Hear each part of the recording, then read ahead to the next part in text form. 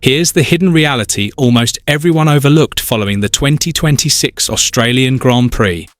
Yes, Mercedes took the spotlight in qualifying with a gap of roughly half a second in single-lap pace.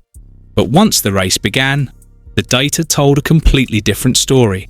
Ferrari's SF-26 was gaining nearly 0.2 of a second between turns 9 and 10 alone, purely through cornering efficiency and traction. That's massive, because under the 2026 regulations, where hybrid deployment and energy management decide overtakes, a car that can generate that kind of mid-corner grip while preserving battery output becomes extremely dangerous over a full race distance.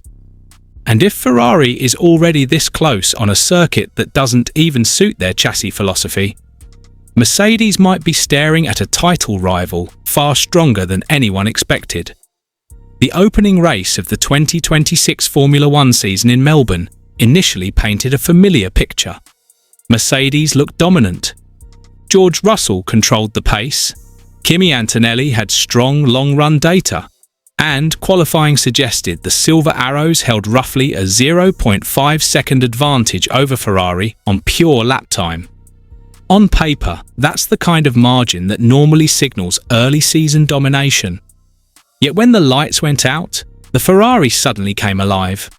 Charles Leclerc actually led the race for around 10 laps. The two Ferraris executed one of the strongest launches on the grid thanks to their unique turbo architecture.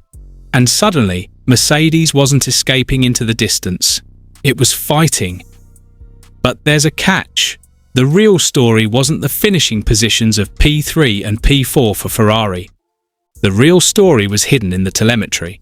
Ferrari gained time through slow and medium corners, delivered phenomenal traction thanks to a smaller turbo configuration, and even had Lewis Hamilton setting the fastest laps in the final 15 laps of the race. That raises a dangerous question for Mercedes. If Ferrari was already matching them in race pace on a track with long straights like Melbourne, what happens when the calendar reaches circuits dominated by traction and cornering efficiency?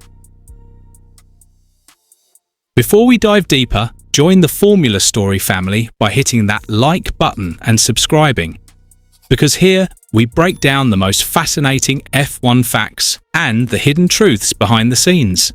So, let's take a closer look. Let's start with the technical foundation of why Ferrari suddenly looks like a genuine threat in 2026. The biggest change this season isn't just the chassis rules, it's the completely rebalanced hybrid power unit architecture, where battery deployment and energy recovery have become as decisive as aerodynamic downforce. Under these regulations, overtaking often depends on how effectively a car can deploy electrical energy without clipping at the end of a straight. Mercedes currently holds the advantage here. Telemetry from Melbourne shows their power unit can deploy electrical energy longer down the straight before running out, which is why George Russell consistently gained speed through sectors containing turns 6 and 9. That straight-line efficiency is critical. But Ferrari has chosen a very different approach. Instead of maximizing straight-line deployment, Ferrari engineered the SF-26 chassis to dominate the corners. And this is where the numbers become fascinating.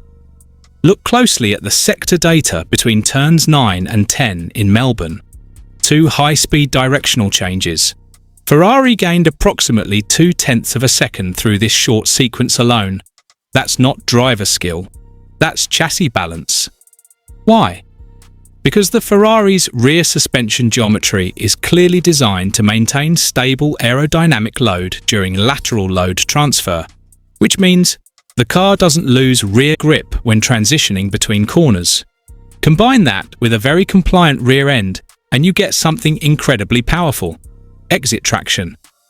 And traction is everything in the 2026 era. With hybrid systems playing such a large role, a driver who exits a corner with better traction uses less battery energy to accelerate, preserving deployment for the next straight. That means Ferrari's cornering advantage actually feeds directly into energy efficiency across the lap. Now compare that to Mercedes. The Mercedes package appears optimized around high-speed efficiency and energy deployment. Their car is extremely stable in fast corners and brutally quick in straight lines. But there's a trade-off. Look at the onboard footage of Russell exiting the slower corners in Melbourne. You can actually see a small moment of hesitation before the car fully hooks up on traction. It's subtle, but it's there. Ferrari doesn't have that hesitation. And that brings us to another massive factor: the turbo configuration. Ferrari has historically favoured smaller, faster spooling turbochargers, and the SF-26 continues that tradition. This setup sacrifices a bit of peak power on long straights, but delivers immediate throttle response when the driver gets back on the accelerator. That's exactly why the Ferrari launches off the grid looks so explosive. Watch the race start again. Both Ferraris jumped off the line far more aggressively than the Mercedes, and Charles Leclerc was able to take the lead within the opening laps. That kind of launch performance isn't just driver skill, it's the turbo delivering instant boost. And under these hybrid regulations, that advantage multiplies. Now let's talk about the tyre story, because this is where Mercedes still holds a card. Data from the race shows Mercedes had slightly better tyre degradation, especially over long stints. Their ability to keep the tyres within the optimal temperature window allowed them to maintain consistent pace late in the race.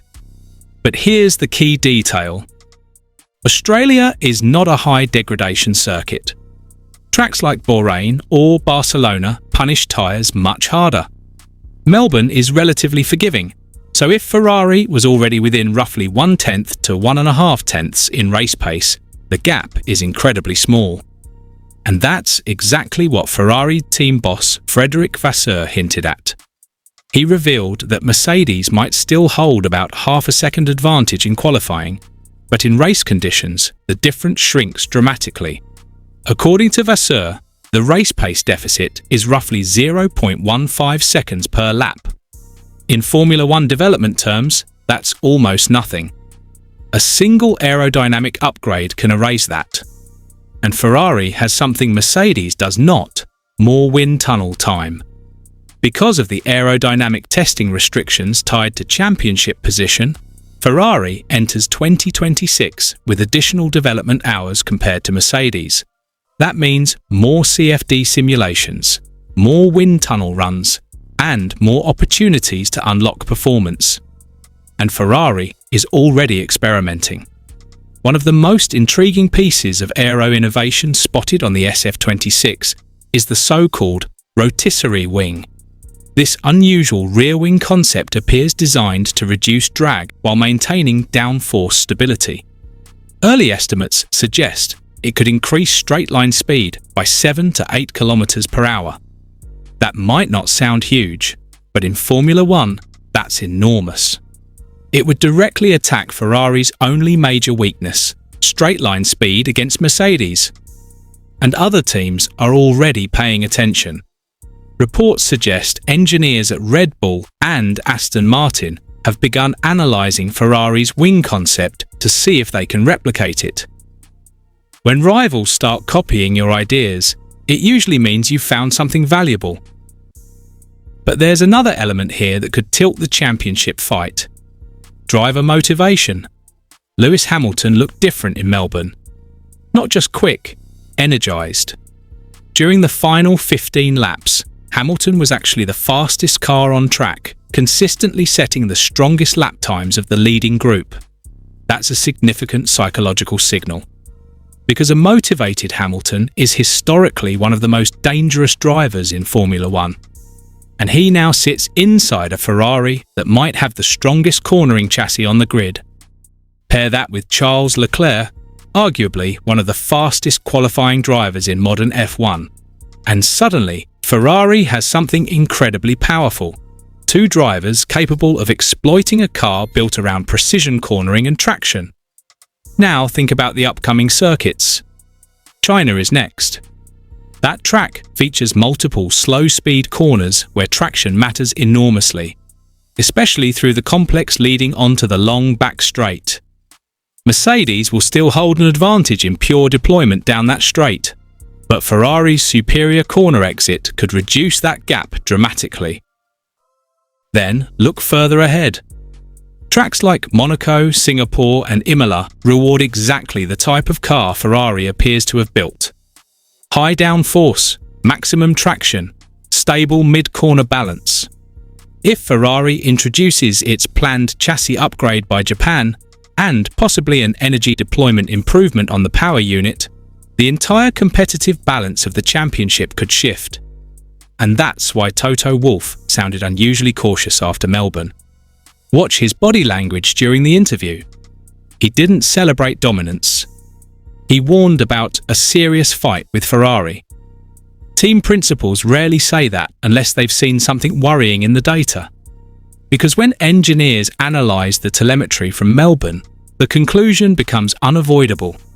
Mercedes may have the fastest qualifying car right now, but Ferrari might already have the most complete race chassis under the 2026 regulations. And in a championship defined by development speed, energy management and aerodynamic innovation, that difference could become enormous as the season unfolds. So here's the real question heading into the next phase of the 2026 season. If Ferrari is already this competitive on a circuit where Mercedes should dominate, and if upgrades arrive by Japan as promised, are we actually witnessing the beginning of a silver versus scarlet championship war?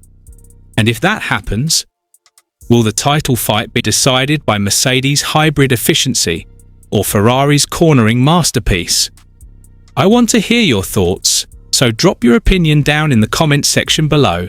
And don't forget to subscribe for more interesting Formula One analysis videos from this channel.